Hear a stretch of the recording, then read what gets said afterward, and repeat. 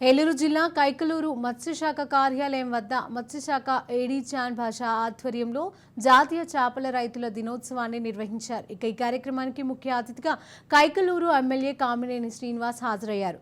చేపల చెరువుల రైతులకు కరెంటు రేటు తగ్గించే విధానాన్ని అమలు చేసేలా చూస్తామని, పార్టీలు కులమత భేదాలు లేకుండా ఒకటిగా ఉండాలని అన్నారు ఎమ్మెల్యే కామినేని శ్రీనివాస్. ఇక రాబోయే రోజుల్లో రైతులకు అన్ని రకాల చేపల సాగులో లబ్ధి చేకూరేలా కావాల్సిన సౌకర్యాలను ఏర్పాటు చేస్తామని చెప్పారు.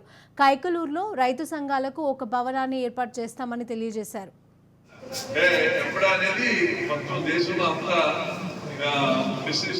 దేశానికి సంబంధించింది వాళ్ళు కొత్త వెరైటీలు కనిపెట్టి తీసుకొస్తున్నారు. మనం ఏదో కొన్నాళ్ళు ఫంగస్ మీద తెలిసింది, వాళ్ళు ఫంగస్ చేస్తే ఎకరానికి ₹1,00,000 పోతారు. ప్రొడక్షన్ కాస్ట్ కన్నా ₹10 తక్కువ అవుతుంది.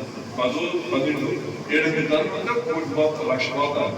అందుకని కొత్త వెరైటీలు రావాలి. ఈ భాష వచ్చింది, మీకు అందులో మెంబర్ గా అప్పుడు మీకు అందరికి ఒక క్రియేట్ చేసి ఏదన్నా పెద్దది ఒక ముఖ్యమంత్రి గారికి చెప్పాలో, లేకపోతే ఫిషరీస్ మినిస్టర్ చెప్పాలో, లేకపోతే మన సమస్యలు చెప్పుకోవాలంటే మీకు మెసేజ్ వస్తుంది. ఆ మెసేజ్ కి అందరూ వచ్చి మనం దీన్ని చేపలు ఇవాళకి అందరూ గుర్తుంచుకోండి.